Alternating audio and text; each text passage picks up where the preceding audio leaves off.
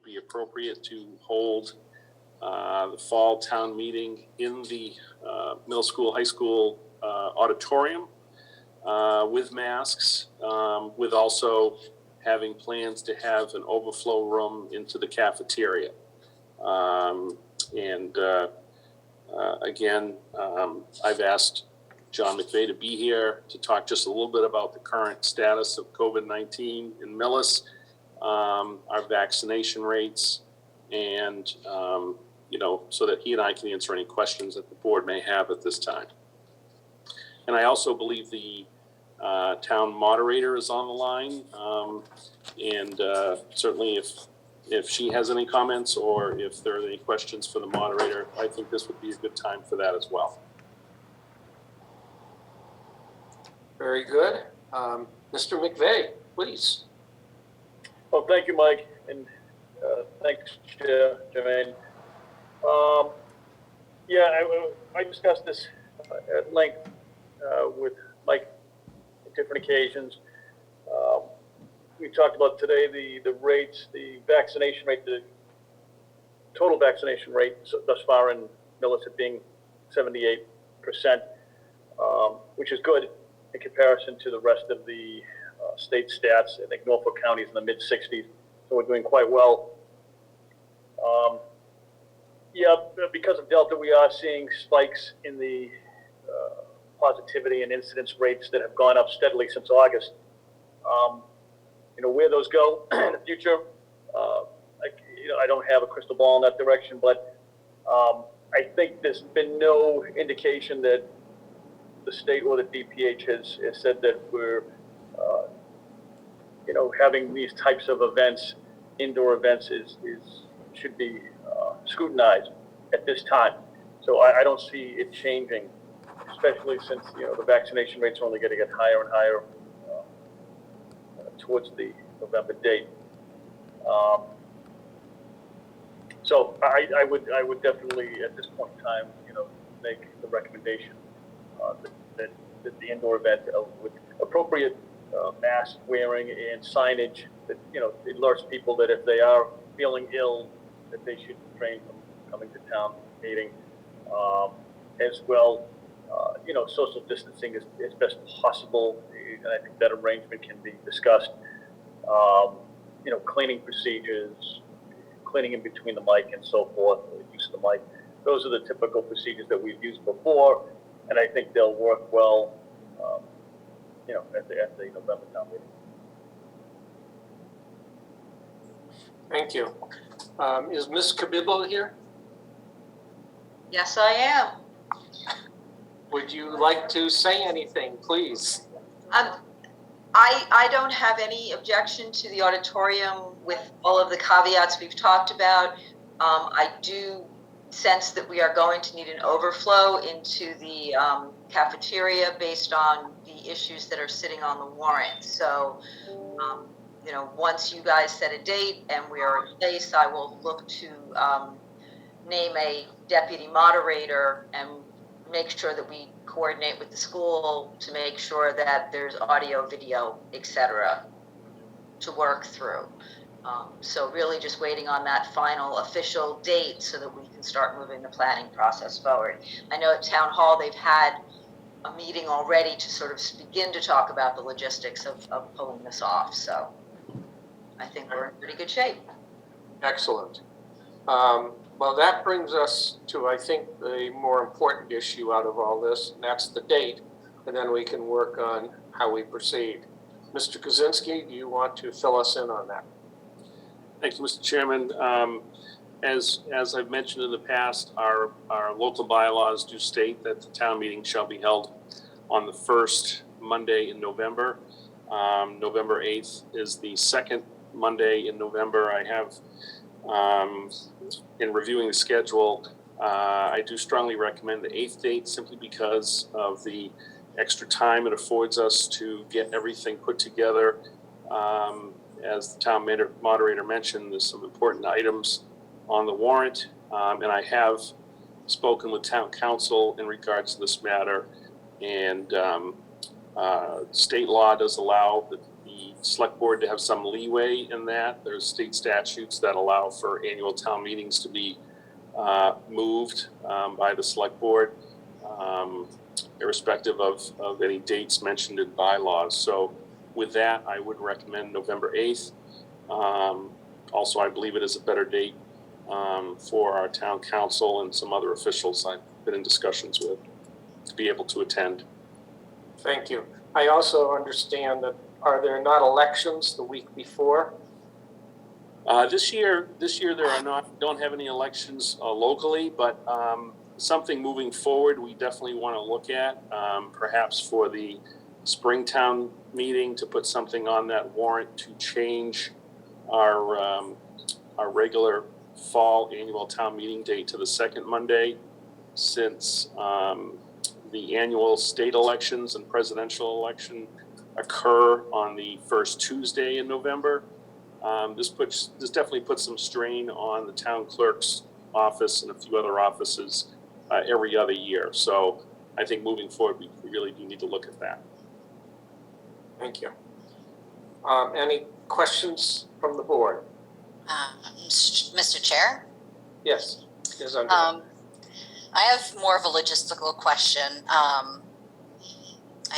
hate to open a can of worms, but if the plan is to use the auditorium with masks and social distancing with overflow into the cafeteria, what happens if there are any individuals that have an exemption for masks? Can we make some kind of a plan to have area for them, or what are the requirements with that? Mr. Chairman? Yes.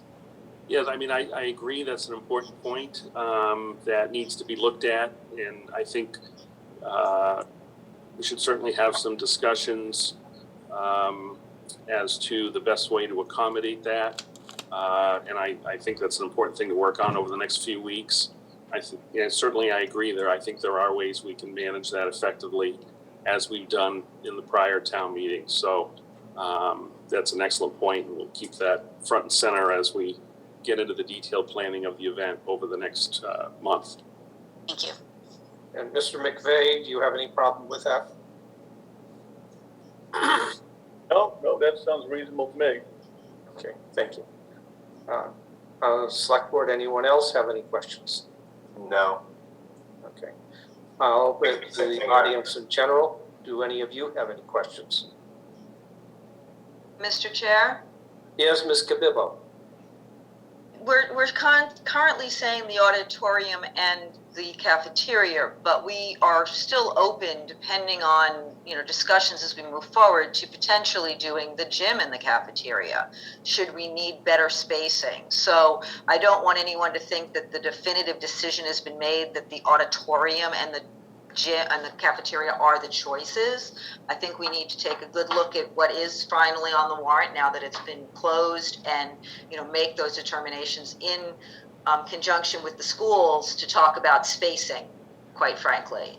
If there is some discussion of a potential 300 people showing up at this meeting, we may need to look at that space a little differently before we determine exactly where there'll be a primary and secondary, and might even be a primary and 2 secondaries potentially.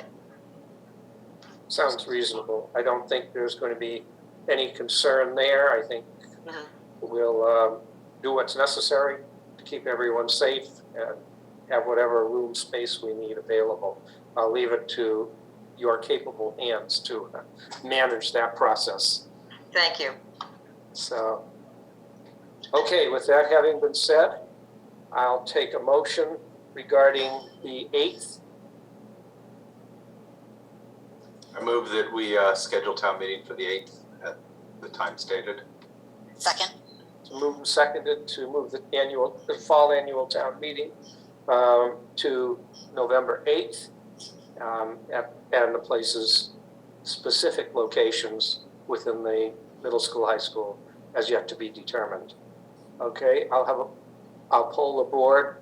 Ms. Underhill? Yes. Mr. Schultz? Yes. Mr. Jermaine, yes. Motion carries unanimously, so we'll move it to the 8th. Is that okay with you, Mr. Kaczynski? That is excellent. Thank you, Mr. Chairman. And Ms. Gabibbo, thank you for your assistance in this. Thank you. Okay. Next item on the agenda is the appointment of an Economic Development Committee member, Lon Yuen. I probably have destroyed that name, but I'll call on Mr. Weiss to talk with us. Is Mr. Weiss here? Yes, here he is. Thank you, Mr. Chairman. Yes, Lon Nguyen is a resident of Millis on, living on Cottage Ave, I believe, at least in Cottage Ave area. She has visited several boards and committee meetings in the past and has participated, and came to the Economic Development Committee a couple of times. And so at the last meeting, the Economic Development Committee interviewed Ms. Nguyen for membership and voted unanimously to request of this board to appoint her as a member.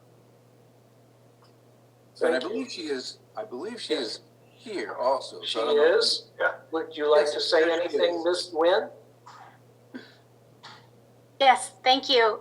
Thank you to the select board and Bob for the kind introduction. Yes, so I'm very excited and happy to join the team and contribute anything that I have and what I learned and experienced in my current career, and I hope that to bring that to the town and to the Economic Development Committee. So look forward to that.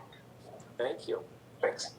The board, do you have any comments, any of you? I look forward to seeing her at the next meeting. I had to miss the last one where the interview was conducted. Excellent. Well, I'll take a motion on adding Ms. Nguyen to the Economic Development Committee. I move that we appoint Ms. Nguyen to the Economic Development Committee. Second. It's moved and seconded to appoint Ms. Nguyen to the Economic Development Committee.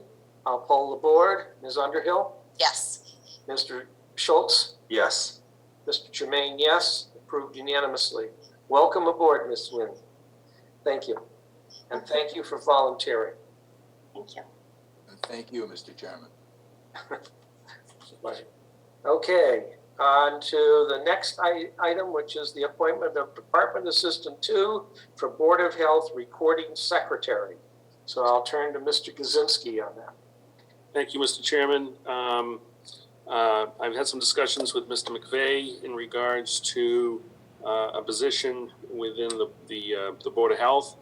And they've asked me to appoint Bonnie Hilton as a part-time position of Department Assistant 2. This is essentially just a part-time position to essentially cover minutes and meeting postings. It's a non-benefited position. And I believe with her background and knowledge in that area, she'd be an excellent person to take over that role. I would ask that the board ratify my appointment of Ms. Hilton as the part-time Department Assistant 2 for the Board of Health.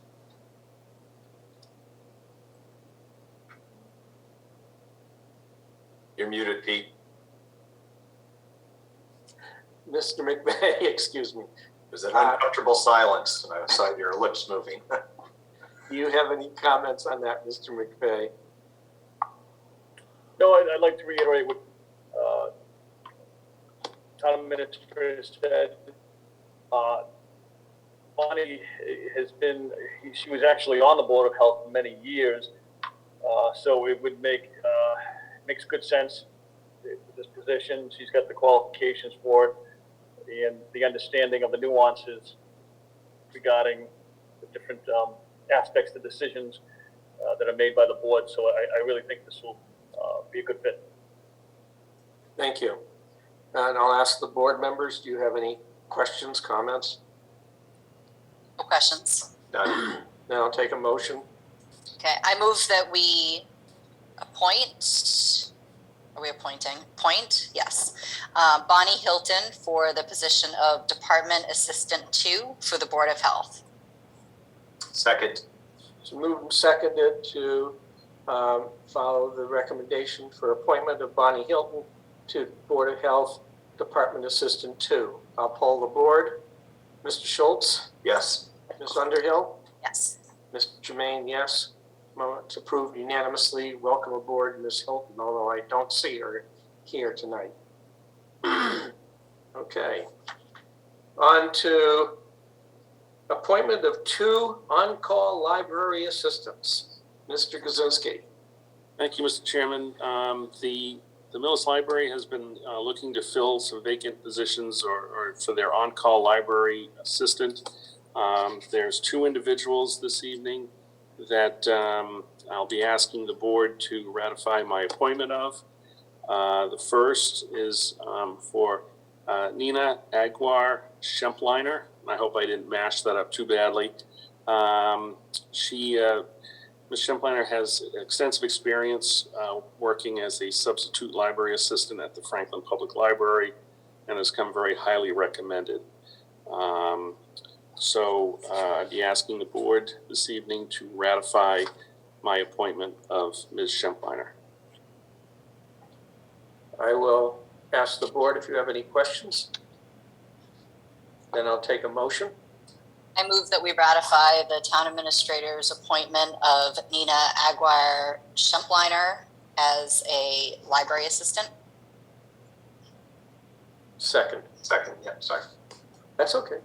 Okay, it's been moved and seconded to appoint Nina Aguirre Schempliner, something, apologize, as library assistant. I'll poll the board. Mr. Schultz, Yes. Ms. Underhill, Yes. Mr. Jermaine, yes. I go in order of what I see on my screen. Apologies to everyone. Okay, motion's been ratified. Your request ratified, Mr. Kaczynski.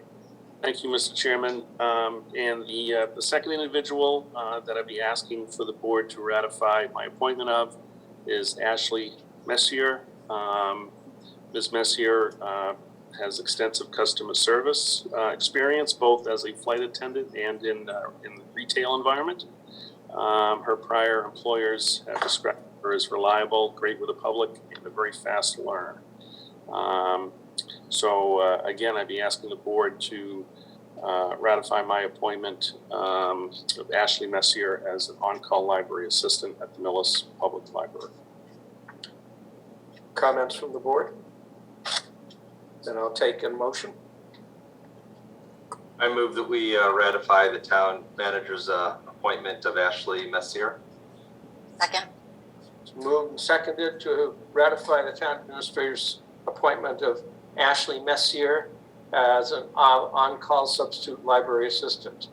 I'll poll the board. Ms. Underhill? Yes. Mr. Schultz? Yes. Mr. Jermaine, yes. Ratified unanimously, Mr. Kaczynski. Thank you very much. You're welcome. Thank you to the volunteers. Okay, the next item is to discuss the Conservation Commission capital request for town property maintenance. So once again, I'll turn this to Mr. Kaczynski. Thank you, Mr. Chairman. So this is a request from the Conservation Commission for consideration for funding at the November town meeting. This is for I think the board has had some discussion of this in the past. This is for certain maintenance program to bring properties back up to a better condition than where they currently are. This item is currently being discussed by the Capital Planning Committee, who has asked the Select Board to weigh in on this. And I'm aware that Mr. Stedman is here with us this evening and could certainly speak to some of the detailed aspects of this. And I know that Mr. Stedman's also been working closely with Mr. Weiss, who is still on the line. So I would ask that those two gentlemen talk a little bit about some of the details of this And, we can try to answer any questions that the board has in regards to this current proposal. Mr. Weiss? Well, actually, I believe I'm going to yield to John Stedman at this point, as John has really been in the forefront of all this. John. Mr. Stedman? Thank you, Mr. Chair. We originally went in with a 5-year proposal that was somewhat confusing, and it had in it really an agent and a number of things. We've met with our chair, Mr. Lederer, and we've revised our request into 2 parts. The first part is in your meeting packet, which is a specific request for capital to go in front of the CPC in the amount of $6,730.39 for new picnic tables, benches, and signage at Pleasant Meadows Farm. The picnic tables that were there have been totally destroyed. They were wooden. Wooden tables really don't last long, especially if they're left out through the winter. So we're looking to replace those with a more durable product that will not have splinters and will not rot. And that's what the quote is based on. And then separately, we will be asking in the operating budget for a summer intern to do maintenance. That individual would be loaned to Mr. McKay's organization, and would spend some time with that organization doing maintenance on trails and cleanup, and maybe pulling some garlic mustard in the Comm properties. That's a separate request, and we have not sorted out the details of that with Mr. McKay. So in summary, that's what we are requesting, and have submitted the revised capital request to the CPC. So that'll be, instead of $50,000 a year for 5 years, just $6,730.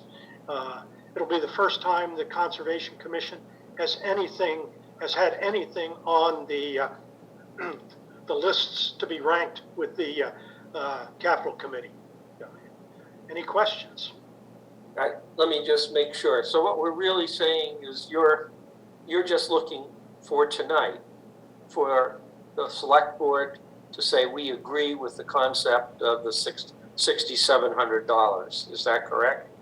Yes, for us to proceed with putting that in front of the Capital Planning Committee and perhaps the Finance Committee, depending on what CPC says. Sure.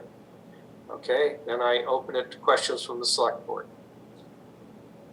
Mr. Chairman, I have a more procedural, I guess, question. How does it go about that something's put on the Capital Planning Committee's docket?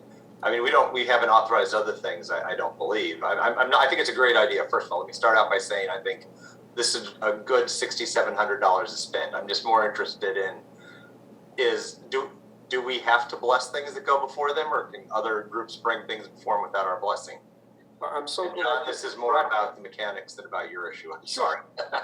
I'm so glad you brought it up, Yeah. Gary, because I have much the same feeling. I think we both sat on the Capital Planning Committee in the past. And I'll be honest with you, I think it's something that should have been brought up to the Capital Planning Committee. I don't believe that at this stage it requires any concurrence on the part of the Select Board. I think the Capital Planning Committee should have items like this brought to its attention. And once they've reviewed it, then we should have an opportunity to go over them and ask questions. But Mr. Chairman? yes, Mr. Kaczynski. Thank you. Just to relay some of the comments from the Capital Planning Committee, and to perhaps just back up a little bit. The usual process for a submittal of a capital project is through the annual budget process. There's a form within that packet that departments and boards can fill out. There are times when projects come up that are in between those submittals. This is one such case. So there's probably about 5 to 10% of the projects come through without going through that process just because of a timing issue. And in that case, they are submitted to the Capital Committee, as they come up. If they're if they're of a matter that's time sensitive. In this area, the Capital Committee did discuss this briefly, but it was the feeling of the Capital Committee that any boards or committees or departments for that matter that are putting forward projects mid-year or outside a regular cycle, they felt should at least, they wanted feedback from the select board before they rank them and move forward with a formal process. So that's why it was brought back here. If the board, certainly feels differently, you could certainly convey that to the Capital Committee. It was more of an issue of just process that they wanted to make sure that since the select board is the appointing authority for the Conservation Commission, that the select board was aware of this and has no issue with it going forward for grading and moving forward in the process. If I can make a comment, though I like to concur in part of that, it's going to go through you as the town administrator at any rate. And I think there's no reason why you can't do an initial evaluation, bring it to our attention. And if it makes sense, then yeah, we can talk about it and decide it ought to be reviewed by the select board. But otherwise, and I have to be careful how I phrase this, otherwise the conversation between you and the chair at that time, whoever that is, of the select board, should be adequate to make an initial decision, because no final decision is going to be made until capital planning has reviewed it, and then it's brought to the select board at any rate. Additionally, if they don't concur, they're going to bring that to your attention, and you will at that point have another opportunity to say, okay, then we ought to bring it to the select board for their final review. But I think what I'm concerned with is we have a lot of things that keep coming in front of the select board. And not that we shouldn't be reviewing them, but to end up reviewing them multiple times just may impede our process. I guess that was my thought. I mean, my view is any project that's put forward by a town board or committee, regardless of the time of the year, probably should get added to the Conservation Commission's list without our involvement. Because basically right now I'm in the position of strongly endorsing this project, but I don't know where it falls on the Conservation Commission's or in the Capital Planning Committee's list. So if it's not on the list, I'm going to be wondering why they're not. And if it is on the list, did we influence them to put it on? So I think to keep the independence of that group what it is, I would urge that items that come up from a committee, not just from a citizen at large, but from a bona fide committee of the town, just be delivered as they come in, and the Capital Planning Committee can evaluate as they see fit. Just to keep us from skewing it one way or the other, either saying we think it's a silly idea or saying we think it's a great idea.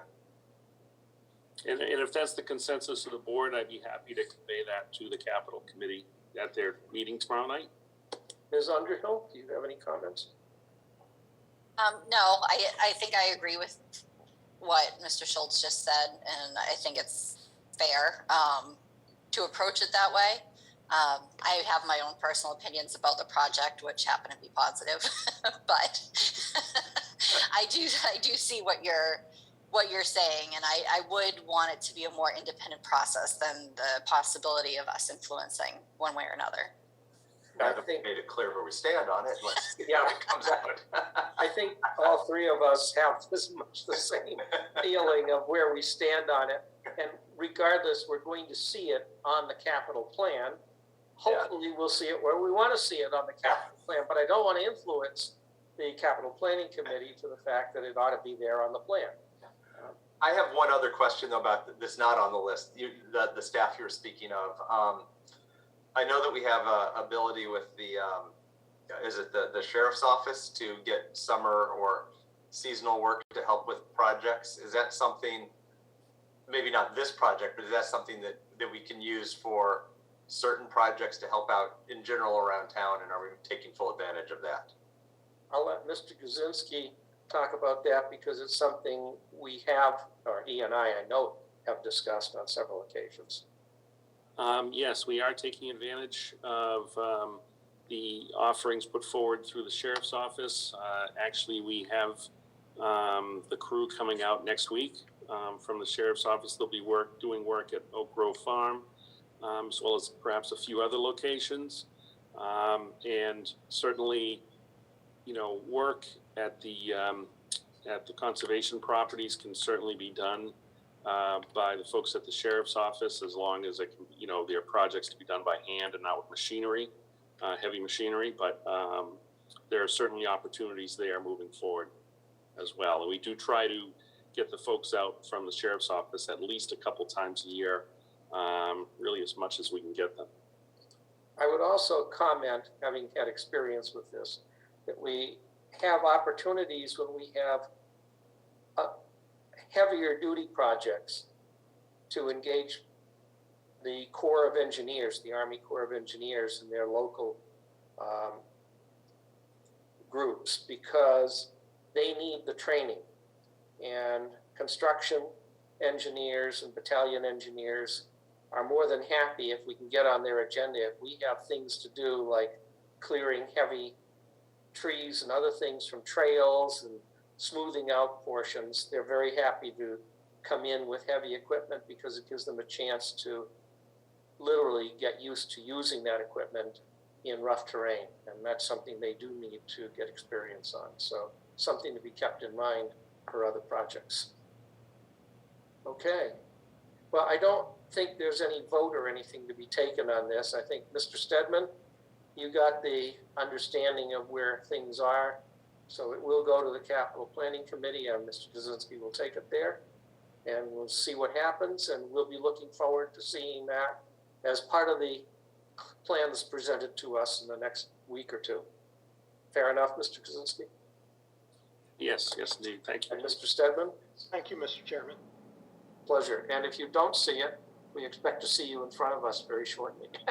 Well, our hope is that we're on the list, and it'd be great if it's a priority, but we'll see how that all flushes. Well, let's see what happens, but don't let it slip by.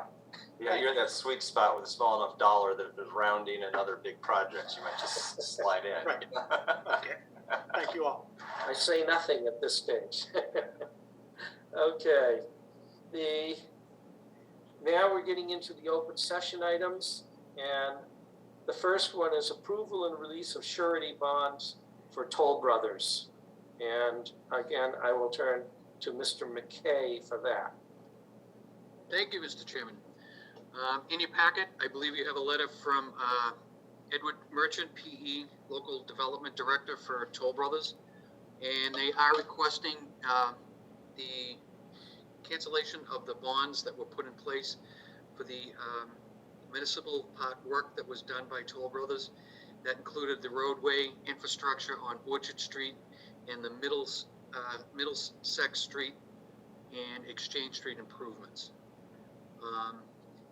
So we had a punch list, and we've gone over that, and I believe you also have a letter from Mr. Carter, PE, project manager for GCG Associates. They're our consultant, they're your consultant that were on this project, and that they do recommend that we can, at this point, close out their project, or at least reduce the bonds to 0%.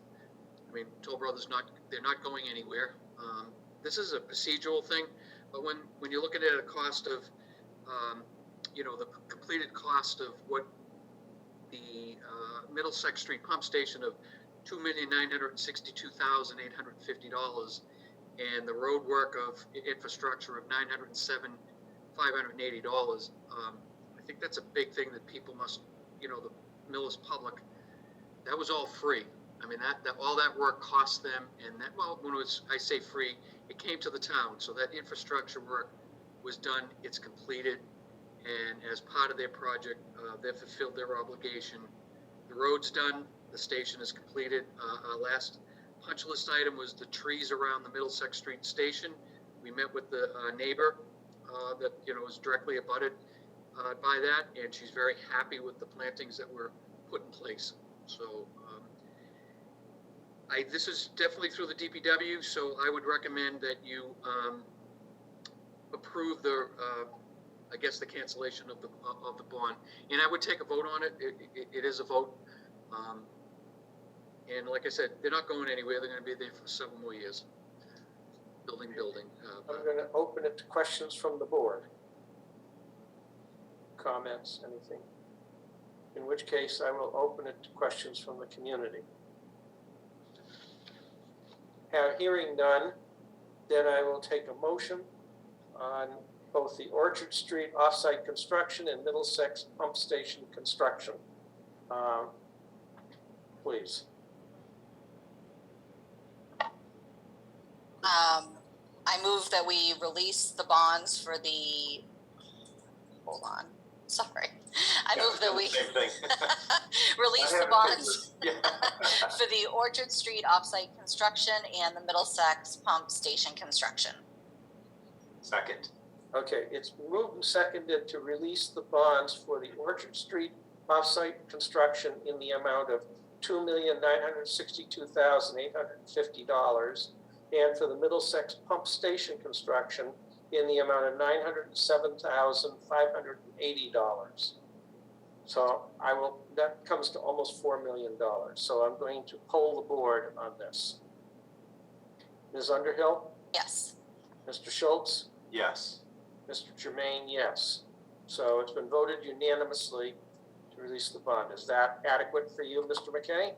Yes, sir. That's perfect. Thank you. Okay. Next item is review and approval of a contract for flood master plan, Brown and Caldwell. By Brown and Caldwell by Mr. Weiss. So, Mr. Weiss, you have about a minute and a half. Don't feel rushed. And we'll look forward to hearing what you have to say.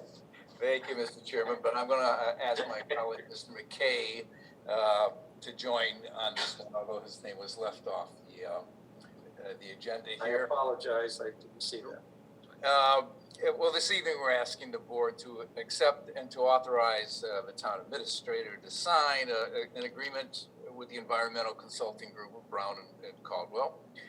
This agreement will initiate Millis's flood resiliency master plan and help the town organize its efforts to mitigate damage and to prevent damage from floods that will be happening as stormwater increases with climate change. So this is going to help provide the town with a very holistic view of the current and future flooding risks. And town council has reviewed the contract. The total value of the contract is $227,000. The major portion of this contract is going to be covered by a grant from the state's Executive Office of Energy and Environmental Affairs. That's $170,000. And the remaining 25% match, which is $57,000, is going to come from both in-kind contribution from the town, mostly from Mr. McKay's Department of Public Works, and also with $30,000 cash, which will come from the sewer water enterprise funds and the stormwater enterprise fund reserve. And I'm sure that the board is familiar with this project, as Brown and Caldwell has been here a couple times to explain the project. Is that a minute and a half, sir? Perfect. Thank you. So, do we have any questions from anyone? I had one question. The 30,000, when you said, is it like 10,000 from each enterprise fund, or okay, it's 10,000 from each enterprise fund? Perfect. Yes. And yeah, just having the old company I worked for did a ton of this with coastal flooding and other flooding areas, and it's just a critical issue to take into account now. There's so much going on with water and ocean and river and lake flooding and storm water management. It's just critical. Yeah, this will, Mr. Chairman, this study is going to work very well with the other study that we're involved with the Charles River Watershed Association, which is looking at flooding that's caused by the effects of climate change over the years on the Charles River watershed. So this is more of One will be looking at flooding caused by the river. The other will be looking at flooding that's caused by stormwater runoff. Yeah, it's an increasingly important issue that we're going to be confronting. Yeah. So, Ms. Underhill, do you have any comments? I do not. Mr. Kaczynski, we have no problems in terms of the funding from your perspective, the 27 coming from cash? Nope, I've had extensive conversations with Jim McKay and the other town officials, and we should be all set there. That's fine. Then I believe we should take a vote from the board. Before we do that, let me open it to any questions from the community. Mr. Chairman, can I just, Yes. I just get one comment on that. I mean, the town of Millis did this many years ago. We applied for, and we did this type of grant. And what this will give us the ability to apply for federal grants. Yeah. If we did not have this under our belt, we would not be able to apply for several different type of flood mitigation grants. And when we did it before, I mean, there was many projects that the Farm Street Bridge culvert that goes under the post office, that was all covered under a federal grant. And there were several others, the raising of the Dover Road sewer station. So this is a great win for us.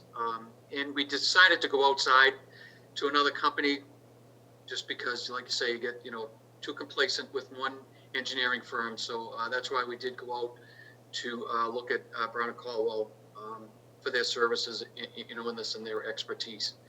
So it is a great grant, and it's, Bob did this one all on his own. He filed all the paperwork.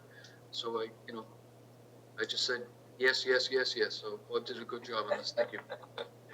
Well, thank you very much, Jim. We had a lot of help from a lot of people on this one. Well, thank you to everyone. I mean, this is the kind of thing we do need. We're going to have to deal with it. So given that, I will take a motion from the board to adopt this recommendation. I'll make a motion that we authorize the town manager to sign a contract with Brown and Caldwell for the flood master plan for, I believe it was $227,000. Well, yeah, I think it's 227, correct. Second. So moved and seconded to accept the, to authorize the town administrator to sign an agreement with Brown and Caldwell in the amount of $227,000 for the MVP Flood Resiliency Master Plan. I'll poll the board. Mr. Schultz? Yes. Ms. Underhill? Yes. Mr. Jermaine, yes. Okay. Mr. Kaczynski, do you have any comments on this? No, other than to say appreciate all the work that Bob and Jim and the other folks put on this. A lot of legwork to pull this together, and this will set us up to hopefully get a lot of much needed federal grant monies to help with these issues moving forward. So just want to thank everyone that's been working on it. I would second that. I also want anyone who's listening to understand these grants are not trivial in the amount of effort it takes to put them together and to get the grant. So it's particularly important that we recognize the people who are involved, like Bob and Jim, who have spent a lot of time and effort putting these together. Again, thank you very much. Okay, next we're going to look at the Urban Land Institute's Technical Assistance Planning Panel Study. And we need to hear again from Mr. Weiss on this. Thank you very much, Mr. Chairman. And I think I am going to, at this point, share my screen.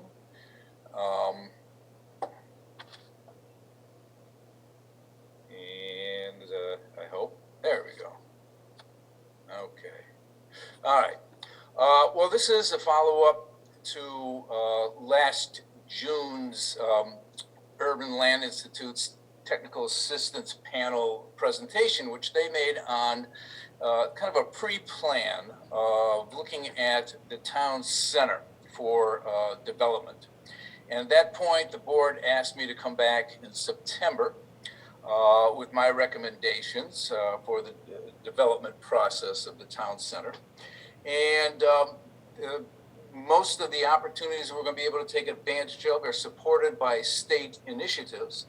So we're going to be looking at a number of elements that are going to be necessary: planning and zoning, economic development, housing, and building up our own expertise as a town.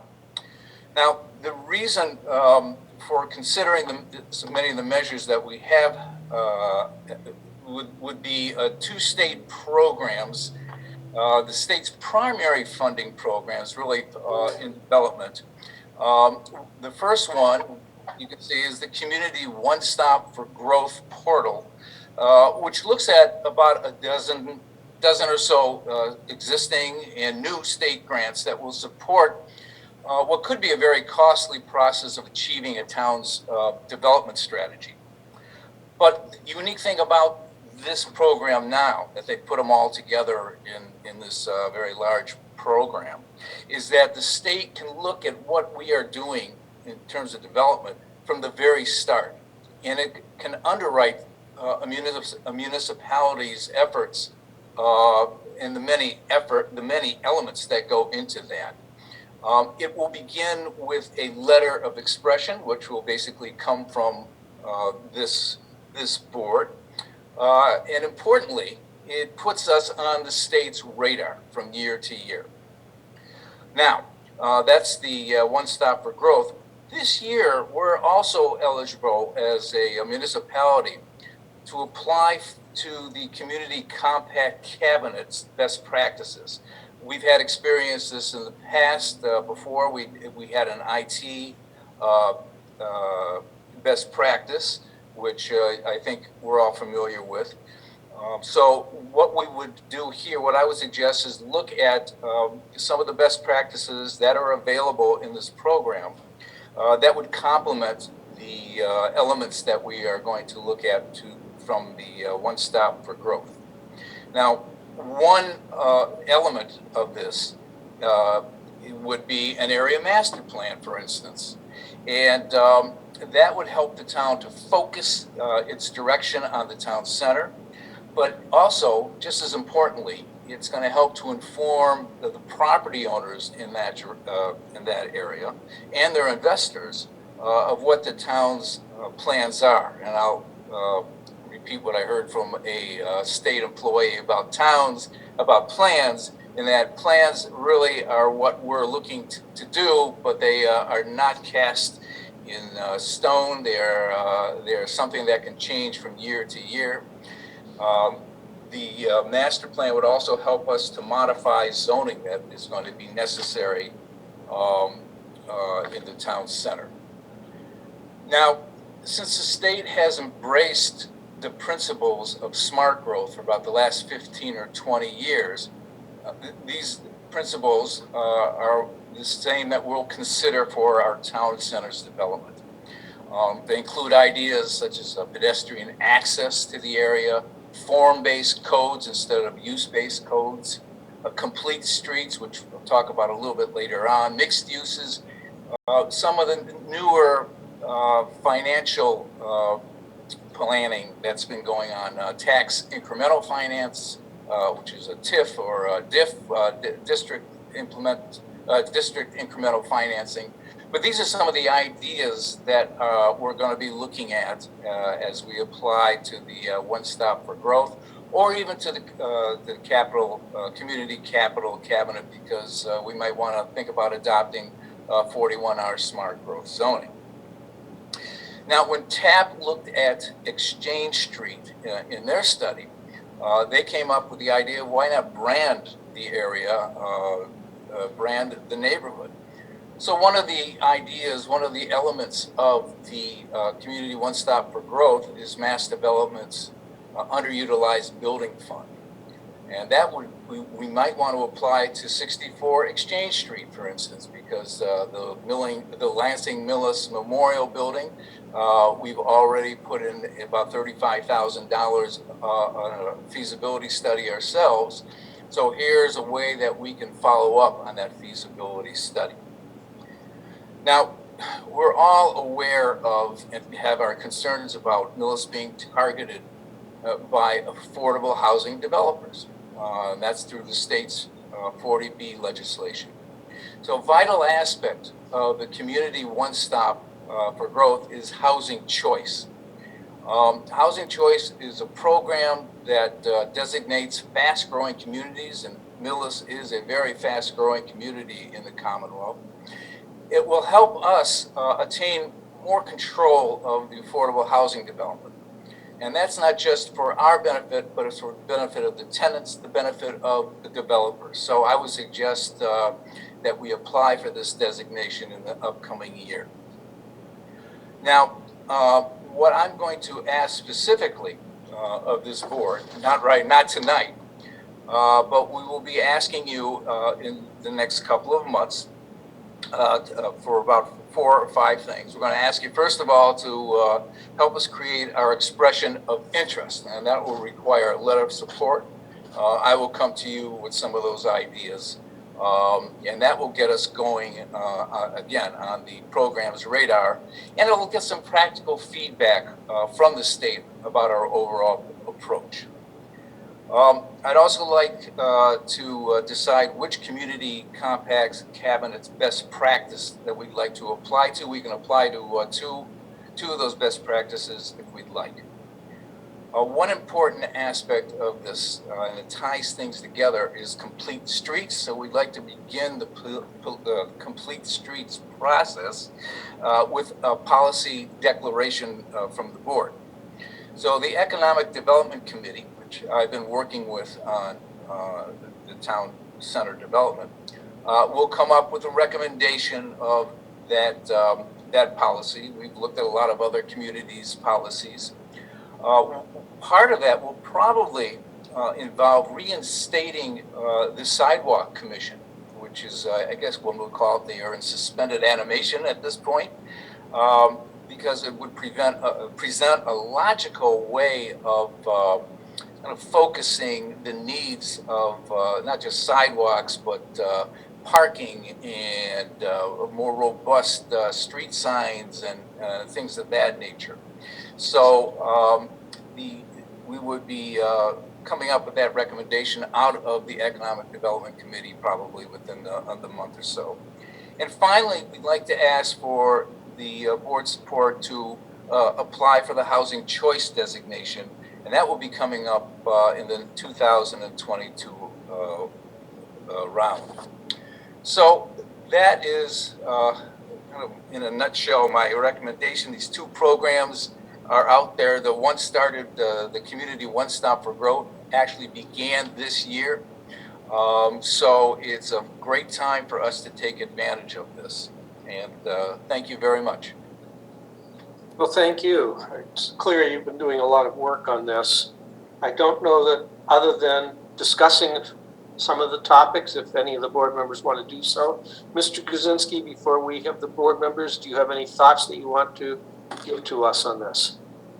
No, I think this is a good thing to move forward with. I think Bob's done a great job here again in bringing all the players together and making sure the town's on track to move forward.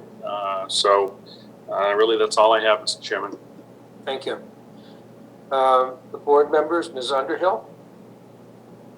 I had participated in a Mass Municipal seminar, and they had mentioned the one-stop, community one-stop. So I'm glad that's something that we're going to be expressing, well, I would anticipate expressing interest in, so that we could take advantage of those benefits.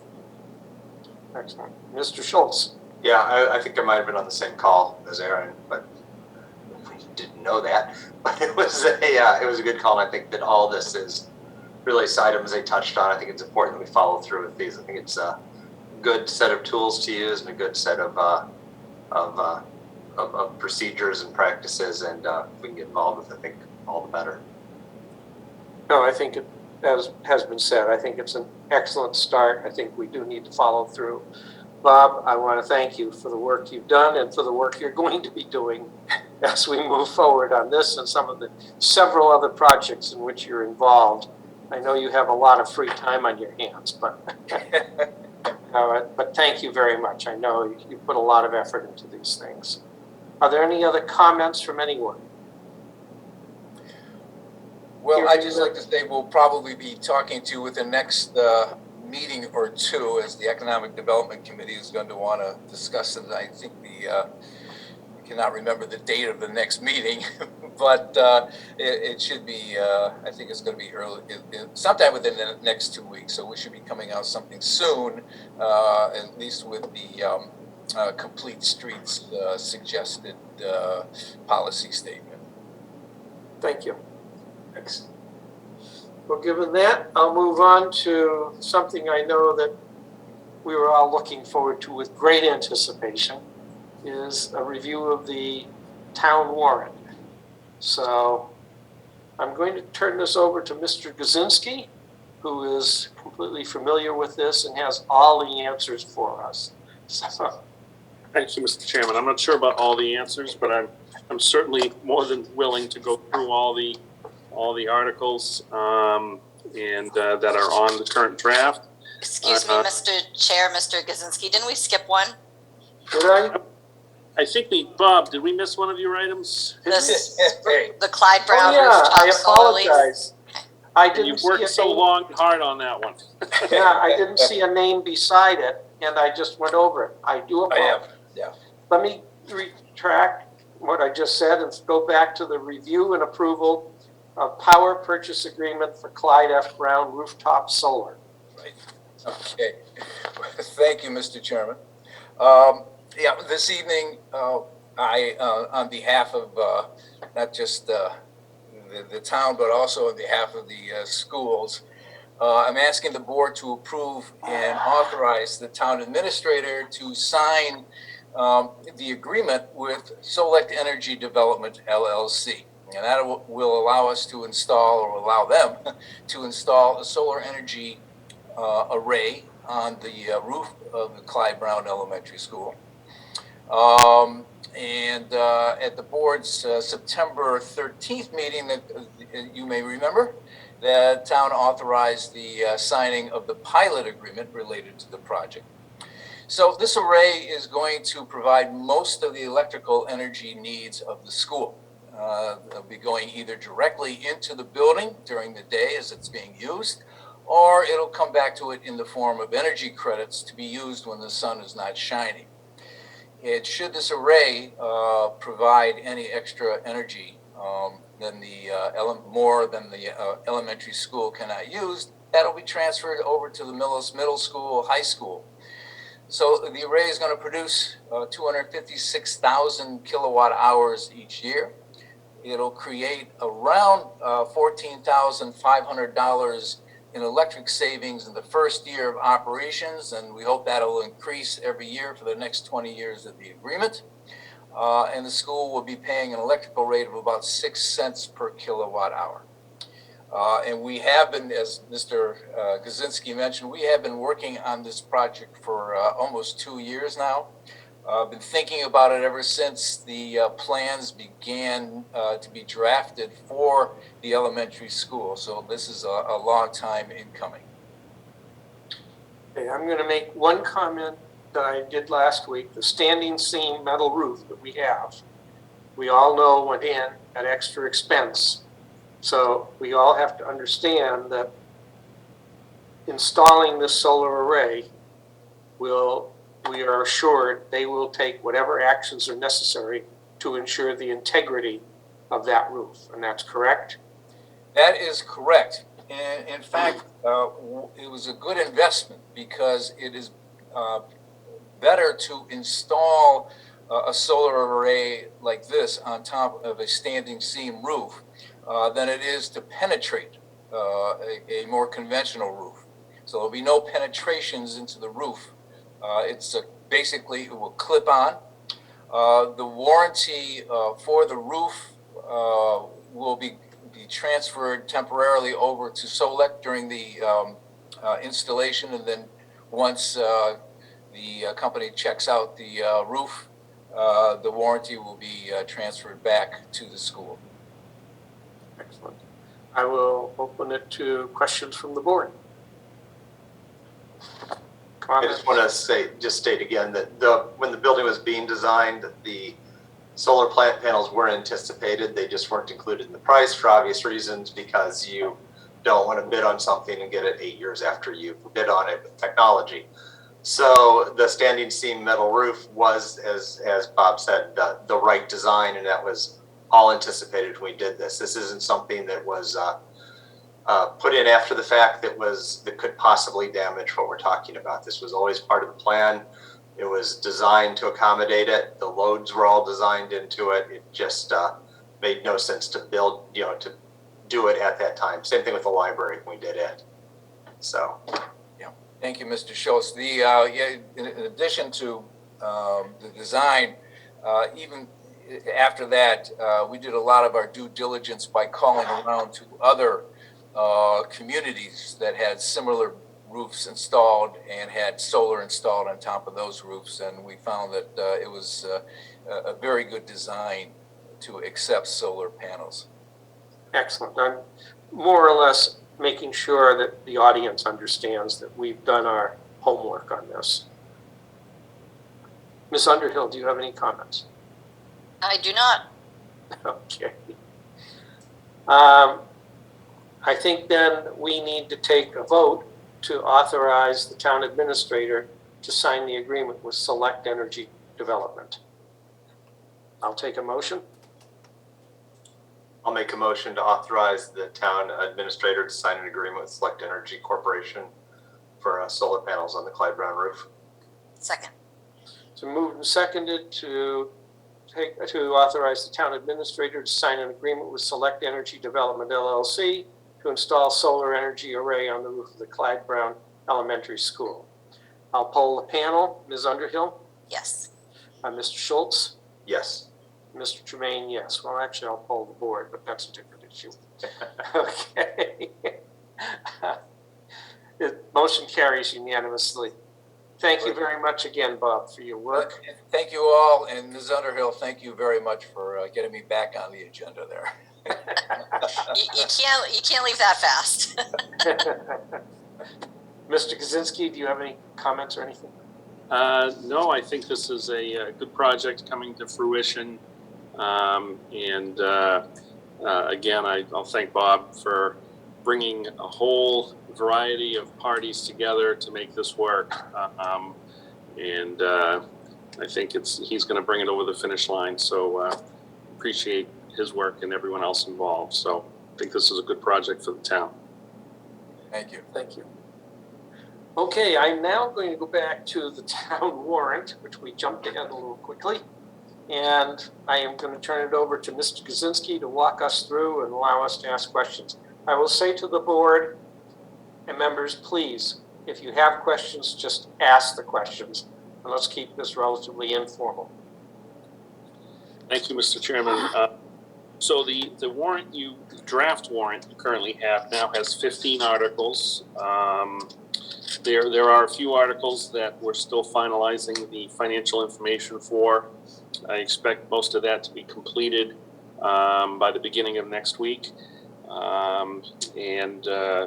I think, as the board is aware, the Capital Planning Committee is meeting tomorrow night, and they're meeting again on October 4th, at which point I expect that they'll have their ratings and rankings in place, which will help put that final article together. The current schedule, I believe, calls for the select board to approve and sign the final version of the warrant at your meeting on October 12th. So again, in your packet, I will briefly go through each article. Please, if you have any questions, please stop me. Article 1 is for the unpaid bills, and again, this is one of the articles that we're still working on finalizing that language. Again, we'll have that this week. These are unpaid bills that We deal with some unpaid bills every year. When you have $30 million plus operation, occasionally you have a couple bills that have to be addressed after the year is ended. So that is our standard Article 1. Article 2 is our transfers within the current budget. Also, we have some anticipated funding of items from the marijuana impact fees that have been discussed at the spring annual town meeting. And those will be included in this article. Again, we'll fill in the gaps in this article later this week. We also will have some transfers of funding from the ambulance revolving fund, as was expected at the spring town meeting. Article 3 is the capital article. Again, as I mentioned earlier, the capital committee will be meeting tomorrow night as well as next Monday, and we'll be coming up with a ranking list for that. We are also, I'm also working with the finance director on getting the free cash numbers finalized, and hopefully we'll have the certification back from the state within a couple of weeks. But we should have those free cash numbers available for the board at your next regular meeting on October 12th. Article 4 has been updated. The total estimated cost of the PFAS treatment plant at the DeAngelis Water Treatment for wells 1 and 2 is $5.6 million. Again, this is the estimate from Kleinfelder for the cost of that construction. And as I had again mentioned at a prior meeting, we are looking at a number of different grant opportunities to help offset that cost, not the least of which is the ARPA funds, which are in excess of $2 million. So that is something that we'll be looking at. Though there's also certainly some possibilities from other state grant programs that might be coming down the line from the state funds that they're receiving from the federal government for infrastructure. So we'll be seeking assistance in that area as well. Mr. Chairman, go ahead, Mr. Schultz. Do you have more to say on that item? Or? No, that's all at this point.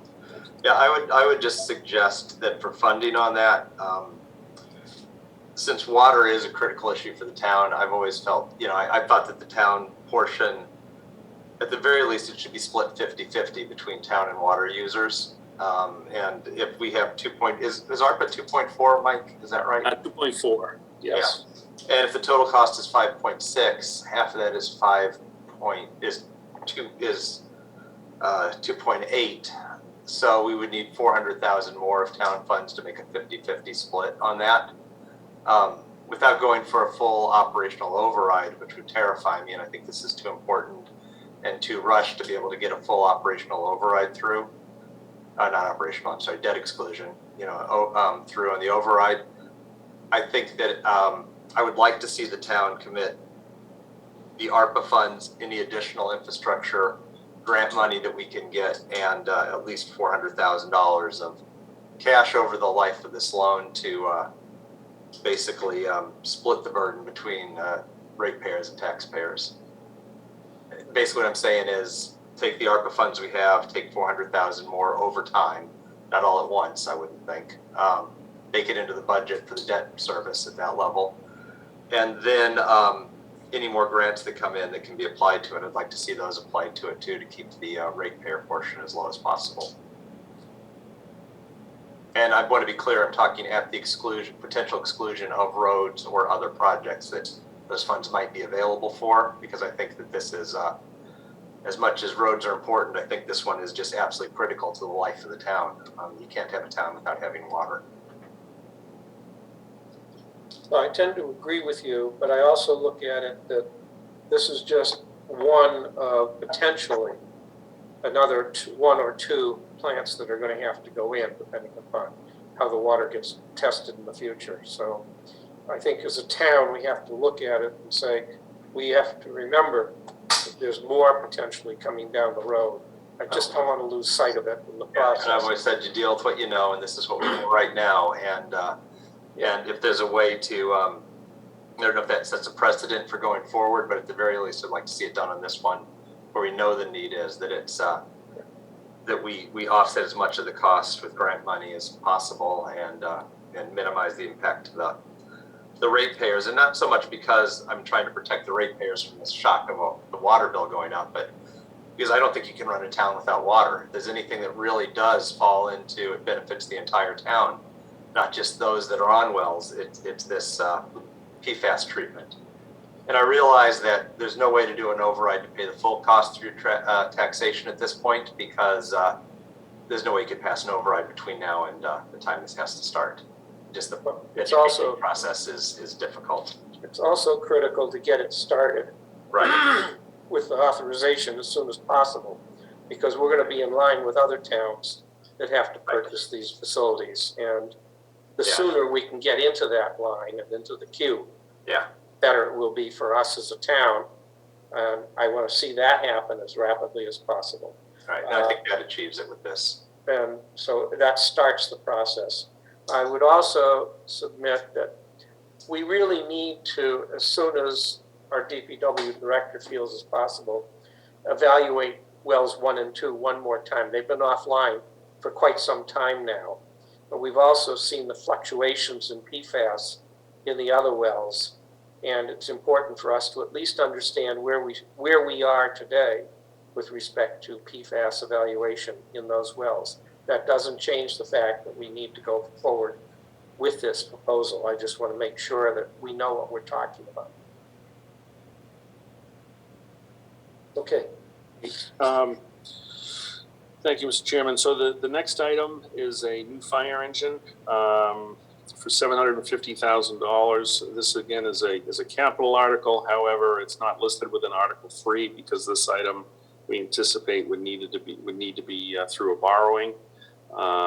So again, this is another project that the Capital Committee will be ranking.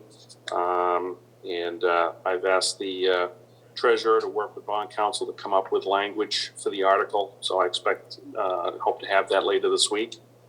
Again, that would be a borrowing, have to be determined what the borrowing would be, but it would certainly be at least 10 years, I would anticipate. I do have a question, Mr. Brzezinski.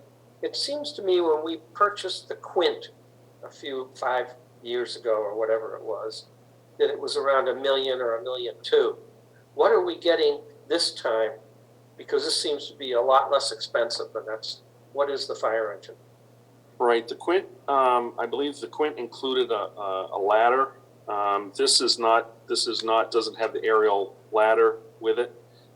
This is a standard fire engine, which has the water tank and all the standard equipment of a fire engine, but not the ladder, which makes it a bit less expensive than the Quint. And is this replacing a specific unit? Yes, it is. Yes, it is. He did put forward information to the Capital Committee. I can certainly forward that to the board to give you a little more background on the engine. But I believe the engine that he's using now was built in the 1980s. So it really has gone beyond the end of its useful life. And the repairs on that engine are starting to climb dramatically per year. So I think the chief feels that this, along with the new ambulance, are his definite high priorities for the department. No, understood. I just want to make sure that the community is aware of what it's replacing and why we're going for this specific piece of equipment. Yep. Thank you.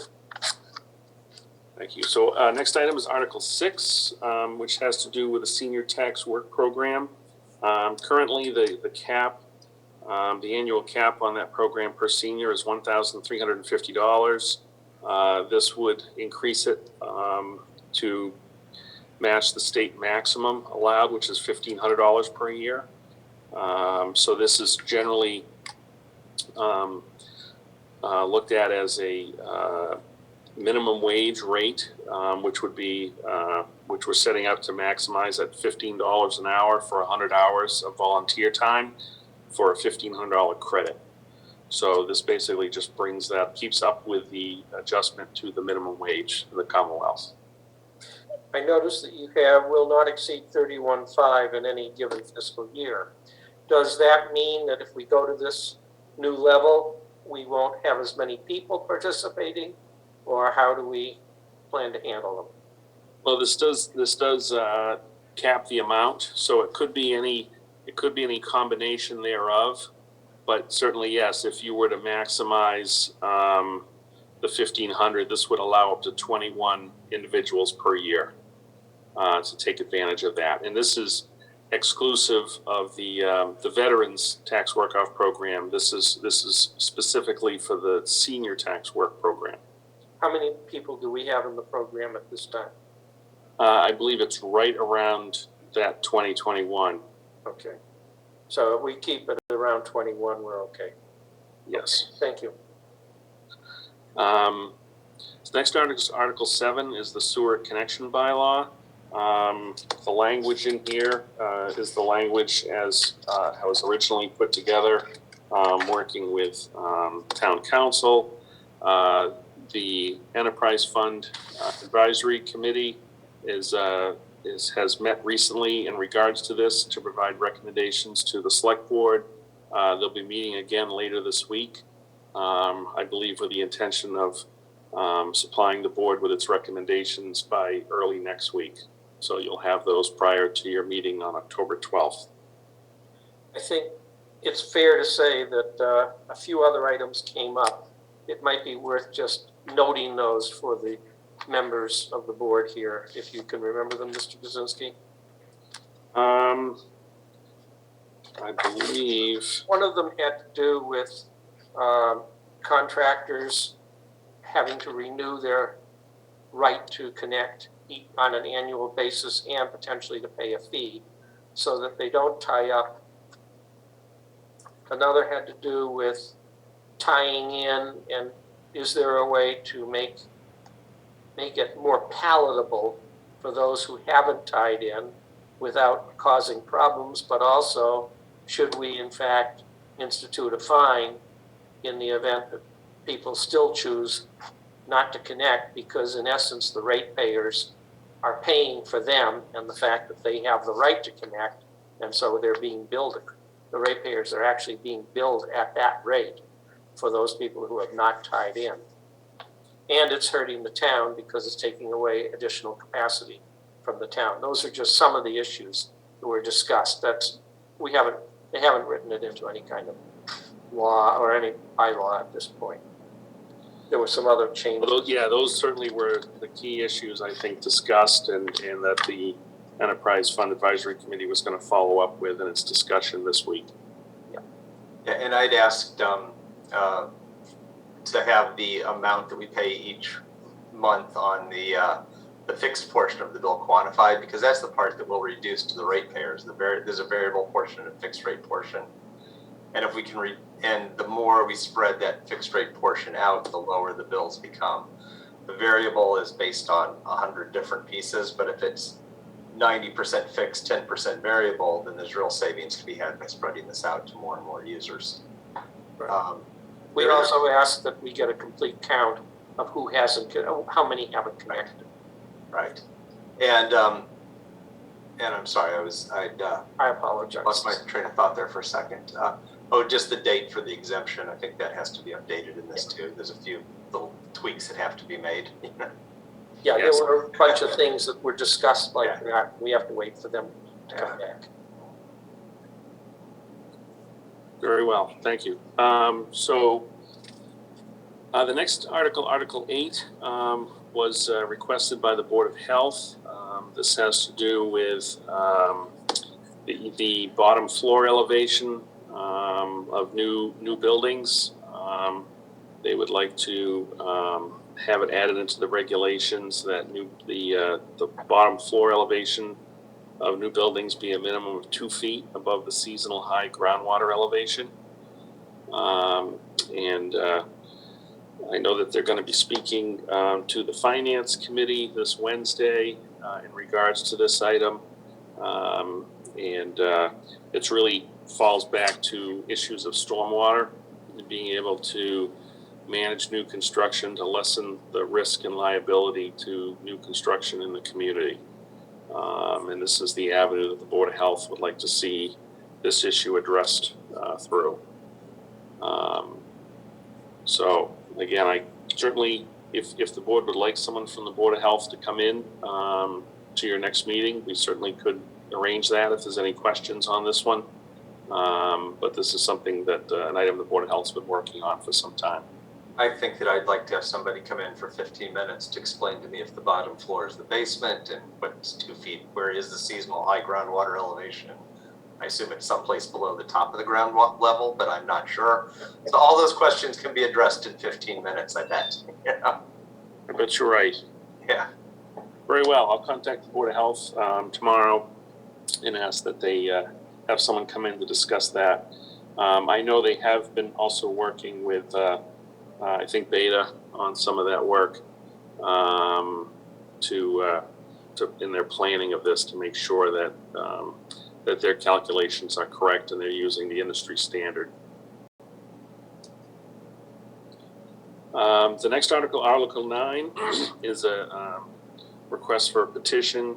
Request that the town petition the Massachusetts General Court for special legislation to amend the Town of Millis Charter. I don't know if the board wants me to go through item per item or how much detail you want to go through on this evening. These items, I know the board has discussed a number of times. Just kind of trying to hit the main points.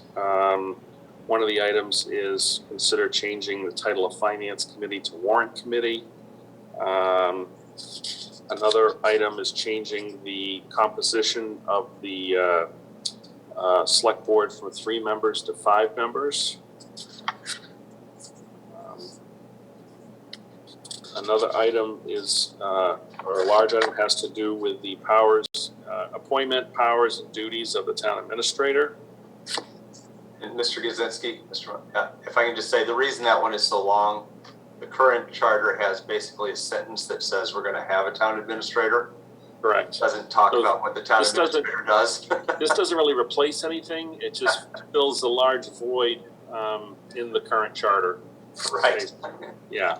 So, I mean, it basically goes from we'll have a town administrator to this is what the town administrator does. Okay.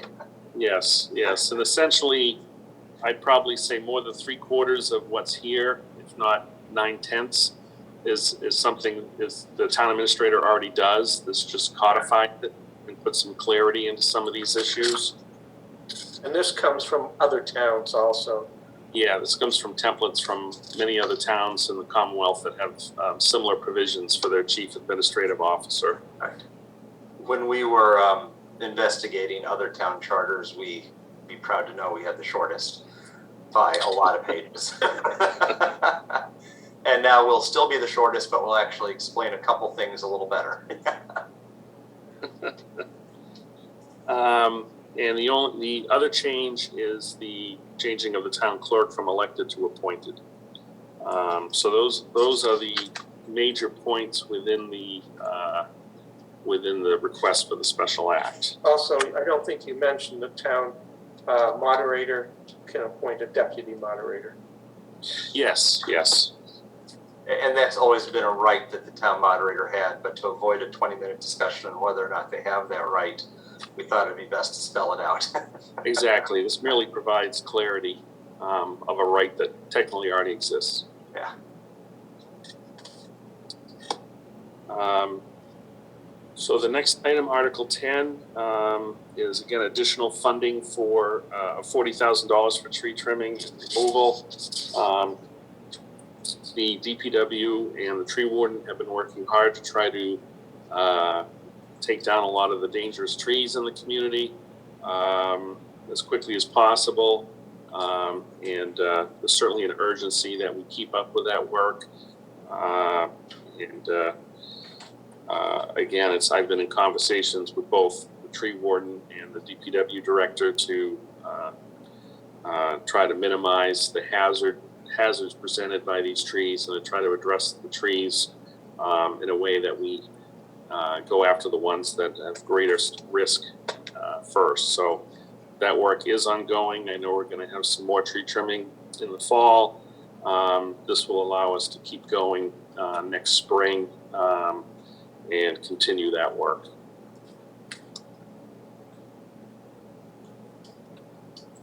Article 11 is the funding of the FY21 snow and ice deficit. That's an amount of $78,810. That's the way we've been funding that item for the past 3 or 4 years.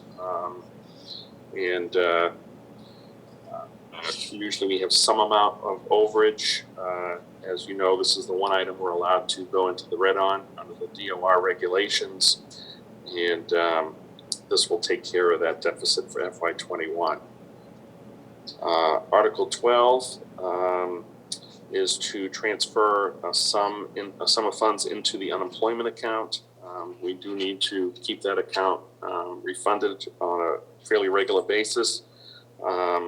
I'll have some more information about the details of the status of that account and the amount that's being requested at your next meeting.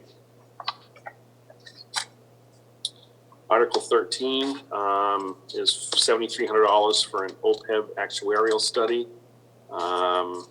We are required to do certain studies on our OPEB accounts on a regular basis, and this will fund that required study. Article 14 grew out of a conversation that I had with the finance director. We found over the past several years that some departments have been hit hard by some workers' compensation claims, and that does tend to have a negative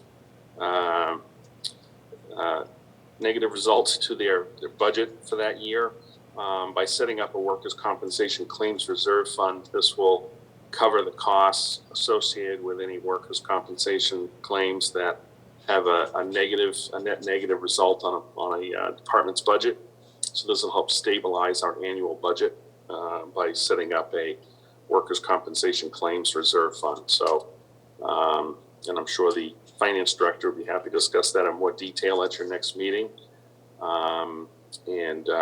At this point, we're not necessarily requesting funds to be put in it, but just to establish it, and with the possibility of seeing if funds can be put into it at a future meeting.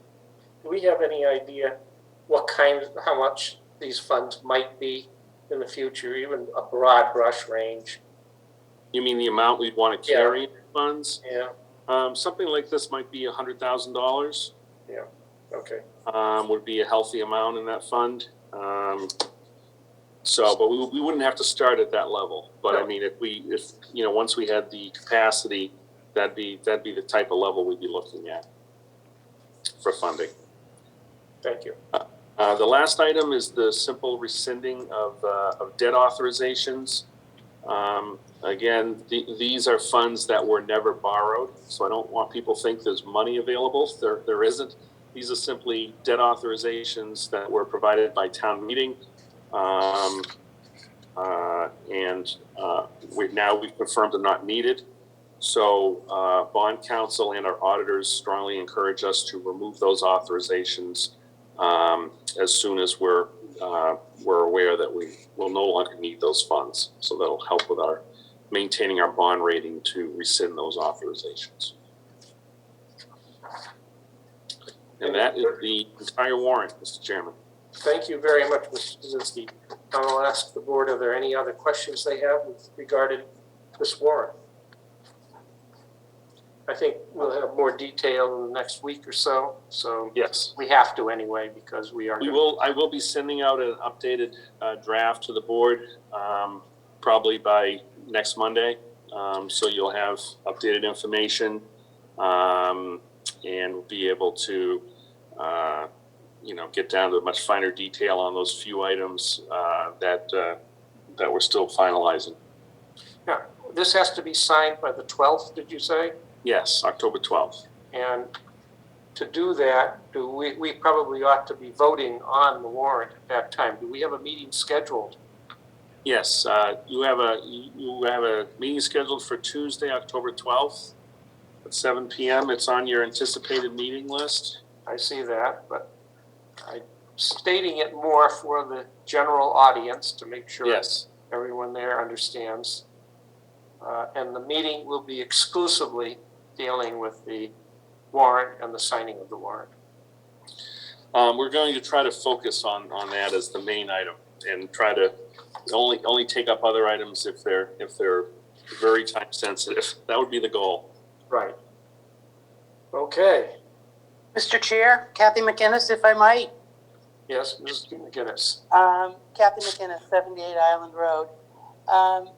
Mr. Kaczynski discussed the article with the several charter changes at the Finance Committee meeting, and one or more members of the Finance Committee wondered if the article should be separate, each request be a separate article, due to the fact that definite confusion and commotion will be had if the article does contain 3 or 4 charter recommended changes. Thank you. I did talk about this with the town administrator. He says that most towns do it this way, and I'm going to let him discuss it, but it appears that we can discuss these individually, and I believe you said we could vote on them as such, even though they're all part of one article. I'll let Mr. Kaczynski go through that. Yes, thank you, Mr. Chairman. So yes, generally when there's a set of charter changes put before a town meeting, it's usually put as a package proposal of changes. However, during the discussion, debate, and even with the Finance Committee during its part of the process, it certainly can review the recommended changes, and it can make a recommendation of the article based on its view of them, whether to recommend it in its entirety, recommend it with certain changes, and as well as the town meeting, individual voters can certainly get up and make amendments if they feel that they're supportive of the charter changes with maybe one or two amendments. So generally that's the approach that I've seen, rather than sort of an a la carte approach where there's a list of changes and the town meeting votes on each individual change. Sometimes some of these changes are interdependent, and there can be reasons why several changes are put in there at the same time. So that's some of that reason. And some of it is that there's been a thoughtful process of a charter review committee, as well as discussions by the select board and ultimately the Finance Committee before it goes to town meeting, with the hopes that some positive recommendation can come out on a group of changes. But that ultimate decision as how it sits in the warrant is up to the select board. But again, that's generally how it's done. Thank you, Mr. Chair. I can appreciate what other towns do, but of the many years that we've been doing our town meeting, that discussions, who makes a motion to amend, I would strongly urge the select board to consider breaking up these items into individual articles. Thank you. Thank you. Any other comments from the board members? I think that there are a couple items in there that could require, that I could see being amended, whether the amendments are passed or not. So I think that is something we should consider. I'm not saying we should change it. I think we need to think about it and anticipate that. I don't know if there's one or two hot button issues that are in there. The two that come to mind might be the select board size and the town clerk. The rest of them are just fairly much bookkeeping or easily amendable if they need to be. I would agree with that. I mean, the changing of the Warrant Committee and Finance Committee is not a hill that I'm going to die on. If anybody admits that downward, I don't care. But the other ones, I think the only other two that are highly contentious to the town as a whole would be the clerk, and I could easily see that turn into a long discussion, and the same thing with the select board. So not willing to propose changing it tonight, but we have time to reopen and consider it if we do decide to go that way on our next meeting. Would that be correct, Mr. Guzinski? Would we have time to make a change if we chose? Yes, you would. You can make any changes to the warrant that you'd like right up until you approve and sign it at your meeting on October 12th. Perfect. Okay. Any other comments or questions from the select board? Okay. Mr. Kaczynski, thank you. Ms. McGinnis, thank you for your comments. I'm going to move on then to a review and approval of agreement with Community Paradigm for Enterprise Funds Analysis Part 2. Mr. Kaczynski. Thank you, Mr. Chairman. Enclosed in your packet is the proposal from Community Paradigm Associates for completion of Part 2 of the Enterprise Fund Analysis. This was presented back in April by Community Paradigm, and back in May, the Enterprise Fund Advisory Committee requested the opportunity to review the proposal prior to the Select Board's final approval of it. The Enterprise Fund Advisory Committee did meet last Thursday and voted to recommend to the Select Board the approval of the proposal. I did forward to the board today a memo from the chair of the Enterprise Fund Advisory Committee. I'll briefly read that. It's a short memo. At a meeting of the Enterprise Funds Advisory Committee held on Thursday, September 23rd, 2021, on a motion of Catherine McGinnis and seconded by Jacor LeBlanc, it was voted to recommend to the Select Board that the letter of agreement dated April 9th, 2021 between Community Paradigm Associates and the Town of Millis be approved and signed. It was further voted to recommend that all town employees who perform duties related to any of the enterprise departments, water, sewer, stormwater, track their time performing such duties in accordance with the requirements imposed on the Department of Public Works staff using the Munis payroll system. Voting in favor, McGinnis, Chisholm, LeBlanc, and abstaining, Jermaine. So, Mr. Chairman, based on that and that recommendation, I do recommend that the board approve the letter of engagement with Community Paradigm Associates. And when they come on board, we can certainly discuss with them and have them look at the recommendation of the Enterprise Fund Advisory Committee as far as the tracking of time as noted in the memo. Okay, and in the memo, we have a total compensation of, I haven't added it all up, it's about $9,000, give or take a little. Is that correct? That's correct. It's a very competitive rate, $95 an hour, which is a very good rate for these types of consultants. So basically, what is the not to exceed amount? Do we know precisely what it is?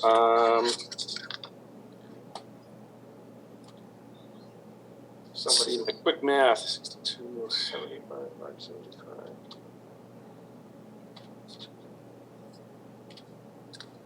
I believe it's 8,700. I think it makes a lot of sense to continue with Community Paradigm, and as far as tracking of hours for town employees, I mean, there's so many different ways to do that. I'm more than willing to entertain any options that everybody thinks make sense. I mean, you can track hours, you can do it as a straight overhead allocation. I've done a bunch of those in my life, so we can figure whatever way we all can agree to do that Community Paradigm thinks is the easiest, most efficient way to do it, and gives us an accurate representation. Okay. And Mr. Chairman, I would recommend that the board vote to approve the engagement agreement with a not to exceed amount of $9,000. Okay. I'll have the board, any comments, questions? This is a follow-on to what we already have done. Yeah. Any comments from the audience? Okay, in that case, I'll entertain a vote. A motion on this? I'll Well, make a motion that we engage Community Paradigm for not to exceed $9,000 to continue the enterprise funds analysis part 2. Second.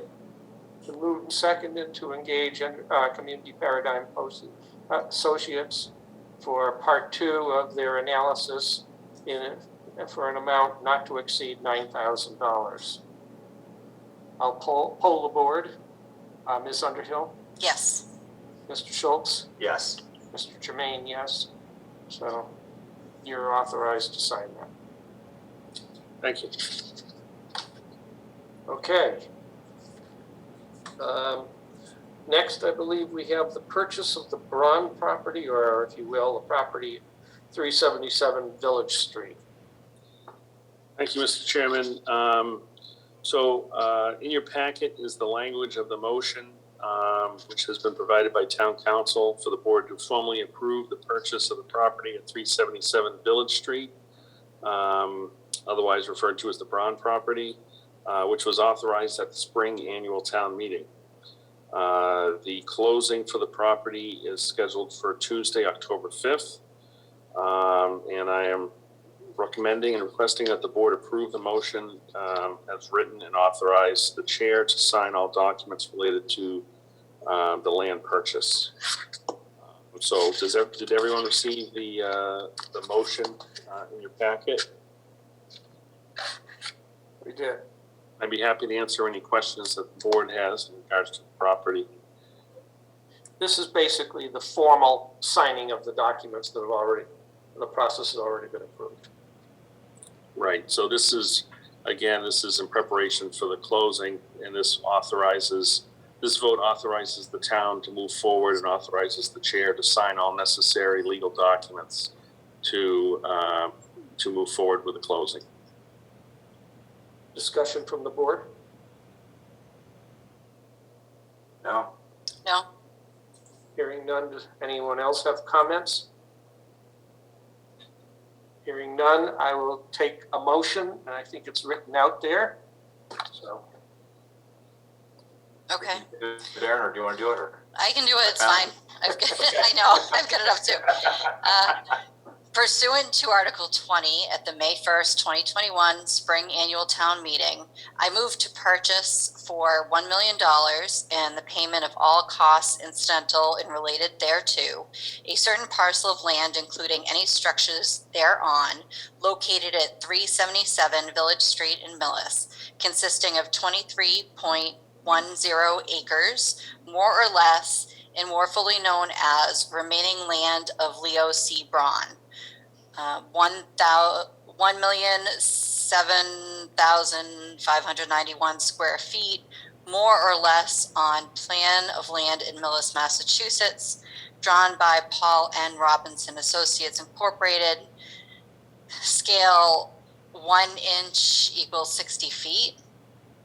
January 7th, 2004, recorded in Norfolk Registry of Deeds as Plan Book 518, page 54, and being shown on the Millis Assessor's Map number 41/003, and being further described in a deed of distribution, Mass General Law, Chapter 190B, Section 3907, to seller dated June 23rd, 2020, and recorded at the Norfolk District Registry of Deeds in Book 38056, page 581, and further that the chair shall be authorized to execute any documents required to effectuate said purchase. Greg, do you want to? Second. It's been moved and seconded to allow for the final purchase of the land known as 377 Village Street, or the Braun property, and to allow the chair, as just noted, to sign for it, chair of the Board of Select Persons to sign for it. I will poll the board. Ms. Underhill? Yes. Mr. Schultz? Yes. And Mr. Jermaine? Yes. Thank you. It's done. So We We will. will report back to the board at your next meeting, next regular meeting on the 12th, at which point everything should have been concluded. Excellent. Look at that, the form anticipates 5 board members. It's like It they're may one step ahead of us. It may anticipate, but I agree. Okay. So we now move on to board member liaison meeting updates. So I'll start with, I guess, Ms. Underhill. Do you have any meetings you attended that you want to update us on? Yes. There was apparently a school committee meeting, but their YouTube was not working, and it doesn't look as though they've recorded it. So if that was in fact a meeting, I have no update from that one. That was September 14th. Also, we just recently had a meeting for the Capital Planning Committee, and all the departments that were asked came back with their requests, and now we're going through an exercise to rank them, and we'll be meeting on that again tomorrow night. Thank you. Mr. Schultz. I'm trying to check my calendar, but there was, it seems like there always is, a permanent building committee. DPW building moving on schedule, on budget, no surprises there. Can't remember if that was last week or since our last meeting, but that's moving as planned. There was a working group for the Council on Aging Senior Center Community Center project that I unfortunately could not make due to work conflicts, but there was a report out on it as well. It went quite well. It was about a 3-hour meeting, and there's a lot of details that were delivered and worked on. More to come. It will eventually culminate in a community listening planning session, as we did with Clyde Brown School, as we were building on that, where we had 3 community meetings. But those are sometime in our future, not in the immediate future. The other meeting that Aaron and I both attended, and I can't recall the name of it, but it was the future growth in town.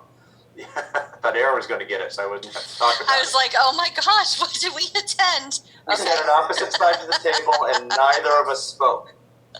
Yep. Nor made eye contact. But it was a meeting that they just went through every project that's coming down the pike for the town. Interesting issues on affordable housing in there. I was not aware, and Mike, correct me if I'm wrong, but that apartment complexes count towards your affordable housing goal, even if they're not all technically affordable. So they count towards. That's true. Affordable, rental units. Yeah. 25% of them have to be affordable, but 100% of the project counts as affordable units. Yeah. So we have quite a bit coming on, and there was some discussion of a safe harbor agreement because of that. So a lot of good information, very helpful. Mike is going to be running those. Is it quarterly? Is that the plan? Yeah, quarterly. And, again, shout out to Bob. Bob Weiss does all the basic pulling together of the report as part of his role as planner and economic development director. He kind of tracks those and is trying to make sure that everyone, all the town officials that are actively involved with these are communicating and pulling the oars in the same direction. So yeah, it was a very well attended meeting, and it was very informative. I learned a lot about it. And Bob can come in at some point and maybe give us all an update if we want. But it was 2 of the 3 of us were there, and it was very helpful to see, or at least to send out that list that we got, because that list was hugely helpful. Yeah. That's all I have. Thank you. Okay, I'm going to go over a few meetings that I attended. I will start off by the first meeting that I attended was, I believe, around the 16th of September. And I did that with Mr. Kaczynski, our town administrator. And we had a whole evening discussion with the new owners at Regency, the Toll Brothers development. As you may recall, there were some concerns. We wanted to welcome them in and to give them some information about the community and how we operate, but also how the state operates, because there were a lot of new people who have never been in the Commonwealth before, and they didn't understand certain things about the operation. We went over a number of issues. I have at least 13 of them here. I will not read them all tonight, but I will tell you. Don't make me get my list of projects that we did. I will tell you there was a lot of misunderstanding about how taxes are handled and levied and why the rates are what they are and what the rates really mean.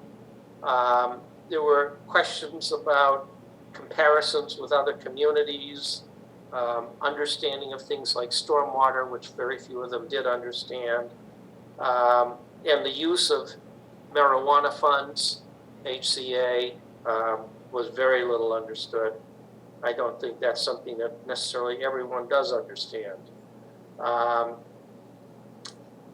There were concerns about monies being spent on a variety of things and discussion about needs for seniors, needs for schools, needs for a lot of things. Basically, people are supportive if they have the information and understand what's going on. There was a great deal of misunderstanding to begin with, and I have to admit, Mr. Kaczynski played a significant role in helping assuage some of the concerns in that regard. So before I can finish on that particular issue, I thought, Mr. Kaczynski, if you have any thoughts you'd like to add, I think it would be appropriate. No, I think you covered them quite well. I mean, I would say that the residents that, the new residents that came out to the meeting, I felt that they were happy to be able to have the conversation. Some of them were a little off-put by town meeting. Again, like you said, it was a new experience for most of them. And it can be a little bewildering at your first town meeting. I totally understand that. I think we hopefully brought some clarity to some of those issues and posed some avenues for them to take if they wanted to be a little more involved in the public discourse prior to leading up to town, prior to the town meeting itself, where you can have maybe more of an impact to, change the trajectory of an item or how it's presented. So I think, certainly even some of the folks that might have been the most critical at the beginning, were thankful for the discourse and the information they received. And hopefully we, get some folks to come forward and volunteer out of it or get a little more involved, in a constructive way in the dialogue. So I think it was a good meeting. It certainly went, I think, about over 2 hours. So we had plenty to talk about. Yes, we had an opportunity to talk at length on a lot of different subjects. Again, thank you very much, Mr. Kaczynski. Thanks. Another meeting that I attended was the Enterprise Funds Advisory Committee, which we discussed a little earlier, some of the issues that came up there. They'll be coming back with more information on the sewer bylaw. We discussed some of the issues associated with that and the need to get information out to the community in a form that is understandable, not too complex, but they can understand the pros and cons of why we need to move forward with this sewer bylaw.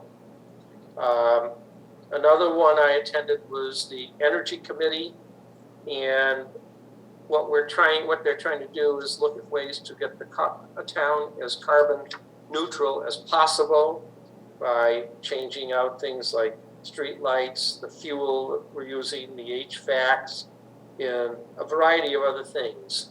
But they're also looking at ways to help the community itself become more neutral in that regard by examining such things as dual fuel HVAC, air conditioning systems that can use both propane, natural gas, or go electric, and that know how to switch automatically from one to the other, which is coming more and more out from the manufacturers. Also the use of solar and wind power. the object is to try to help people when they're ready to make changes, to know how to analyze what makes most sense for them economically and so forth, and look at ways to encourage them to make these changes. So those were the basics of the committee meetings that I attended.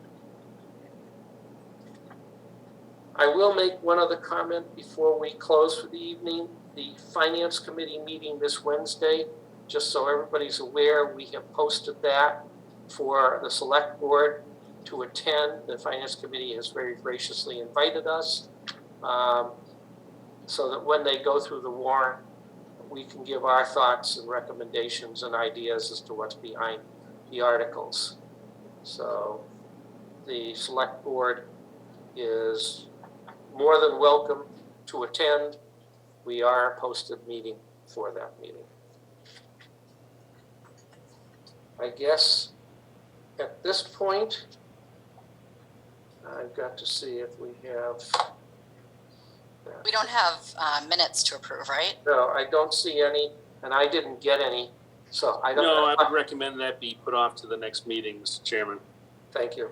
No, I was looking just now to verify I didn't have them in my notes anywhere, and I do not. So before I entertain the last vote of the evening, is there anything that anybody needs to bring up at this stage from the board members? I will also note that this is probably one of the shortest board meetings I have ever attended. So Not if you keep going, Pete. we're gonna try. But I will entertain the motion now. Move we adjourn. Second. Been moved and seconded that we adjourn the board meeting. Poll the board, Aaron, Yes. Ms. Underhill, Yes. Mr. Schultz, Yes. and Mr. Jermaine, yes. We are hereby adjourned. Thank you, everyone, for Thank attending. you. We look forward to seeing you on the 12th. Thank you. Bye. Good night. Thanks. Good night.